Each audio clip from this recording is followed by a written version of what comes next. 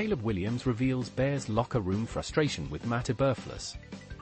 The Chicago Bears' Week 8 clash with the Washington Commanders turned out to be a pivotal moment in their 2024 season, and starting quarterback Caleb Williams has some compelling insights to share. According to Williams, the team was left feeling frustrated with then-head coach Matt Eberflus after the way he handled the deflating loss.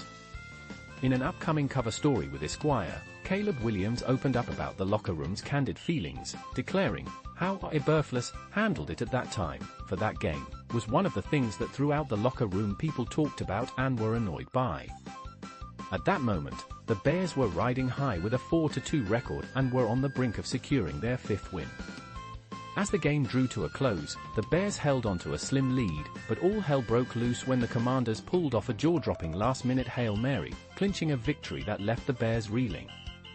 Adding to the chaos, defensive back Tariq Stevenson was caught dancing and taunting Commanders fans just as the play got underway. Ironically, the very player Stevenson was tasked with covering ended up snagging the game winner. The brunt of the criticism leveled at Eberflus revolved around how the team had played leading up to that fateful Hail Mary. The Bears allowed the Commanders an easy 15-yard sideline completion, which put them right in the sweet spot for the game-ending heave. If Eberflus had called for a tighter defense, it's likely that the win would have been a Bears triumph instead of a sigh-inducing defeat. In the aftermath, Eberflus brushed off the discontent, insisting that the previous plays before the Hail Mary were not critical to the outcome. This lack of accountability didn't sit well with players who were acutely aware that the defensive strategies put them at risk, yet they were left to watch their head coach evade responsibility for a costly game decision. It's easy to see how this attitude would create a rift within the locker room.